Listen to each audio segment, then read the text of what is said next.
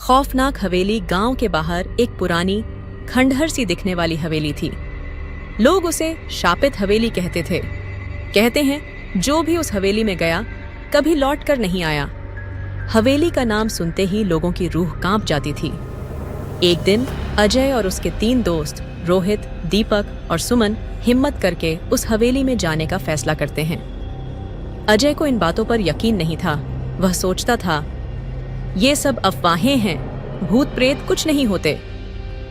दोस्तों ने खूब मना किया, लेकिन उसकी जिद के आगे सबको झुकना पड़ा। अंधेरा घिरते ही वे चारों दोस्त हवेली के अंदर घुस गए। हवेली के दरवाजे खड़खड़ाते हुए खुले, जैसे बरसों से किसी ने उन्हें छुआ न हो। अंदर का माहौल बेहद ठंडा था, जैसे किसी अदृश्य शक्ति की उपस्थिति हो। चारों की हंसी मजाक में बदल गई थी, लेकिन अंदर कदम रखते ही सबकी सांसें रुकने लगीं। हवेली में घुसते ही चारों को अजीब सी बेचैनी महसूस हुई। अंदर की दीवारें फटी हुई थीं और हर जगह मकड़ियों के जाले लटके हुए थे। अचानक दीपक ने एक पुराना आईना देखा।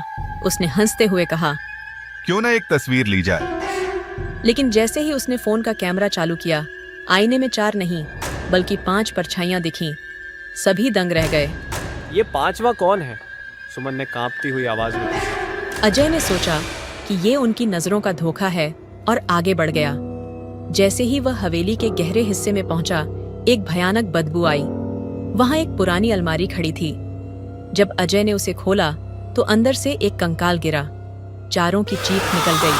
हमें यहाँ से निकलना चाहिए, रोहित ने घबराते हुए कहा। लेकिन हवेली का दरवाजा अब बंद हो चुका था। तभी अचानक हवा में किसी की हंसी गूंजी। एक ठंडी हवा का झोंका आया और चारों को महसूस हुआ कि कोई उनके पास खड़ा है। दीपक ने इधर उधर देखा, लेकिन कुछ नजर नहीं आया। अचानक सुमन ने महसूस किया कि किसी ने उसके कंधे पर हाथ रखा। उसने चीखते हुए पीछे मुड़कर देखा, लेकिन वहां कोई नहीं था। अब सभी के चेहरों पर साफ डर दिखाई देने लगा था। तभी हवेली की सीढ़ियों से किसी के धीरे धीरे उतरने की आवाज आई। सभी ने ऊपर की ओर देखा, लेकिन कुछ भी नजर नहीं आ रहा था। यहाँ कुछ है। अजय की आवाज अब कांप रही थी।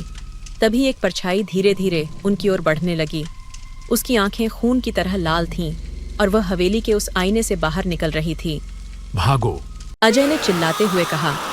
चारों ने दरवाजे की ओर दौड़ लगाई, लेकिन दरवाजा टस से मस नहीं हो रहा था। वह परछाई अब उनके और करीब आ चुकी थी। अगली सुबह गांव वालों ने हवेली के बाहर चारों के जूते देखे, लेकिन उनमें से कोई भी नहीं मिला।